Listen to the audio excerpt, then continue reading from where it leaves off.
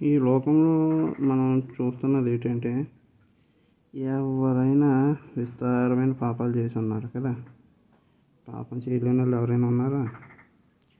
అయితే అందరూ చేసే తప్పు ఏంటంటే పాపాలు చేశారు ఓకే, కానీ తర్వాత చేయాల్సింది ఏంటి?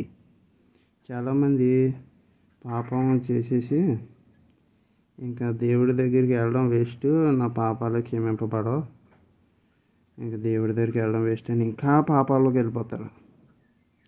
అయితే దేవుడు ఏం చెప్తున్నాడంటే లోకసోత 7:47 అంటారు. ఒక ఆమె ఉంటుంది ఇక్కడ, విస్తారంగా ప్రేమించాను కనుక ఆమె యొక్క విస్తారమైన పాపాలు క్షమింపబడినని నీతో చెప్తున్నాను. ఆవిడ ఏంటంటే విస్తారమైన పాపాలు చేసిందంట మనకులాగే. అయితే ఆవిడ చేసిన మంచి పని ఏంటంటే ఆ విస్తారమైన పాపాలు చేసిన ఆవిడ దేవుడిని విస్తారంగా ప్రేమించిందంట. ఈ లోకంలో ఎంతమంది ఇలా చేస్తున్నారు? పాపాలు చేసేసామని దేవుడికి దూరంగా వెళ్ళిపోతున్నాం, కానీ పాపాలు చేసినా కూడా ఎంత పాపాలు చేసావో అంతలా దేవుడిని కూడా ప్రేమిస్తే బ్రదర్ అది నులివెచ్చని స్థితి అంటారు కదా అని అనొచ్చు. ఏంటంటే మనం పరిస్థితి ఎలా ఉన్నప్పటికీ దేవుడు అనేవాడు ఒకడు ఉన్నాడు కదా, ఆయన మాత్రం విడవకూడదు. అది విడవకుండా ఇప్పుడు మన చుట్టూ ఇప్పుడు ఒక గొర్రె ఉంది, అది కాపరి దగ్గరలో ఉందనుకో, దాని చుట్టూ ఉన్న శత్రువులు ఏమి వస్తాయా? కాపరి ఉండదు. అదే కాపరికి దూరంగా వెళ్తే ఎప్పుడు ఏ శత్రువు వచ్చి నాశనం చేద్దో తెలియదు.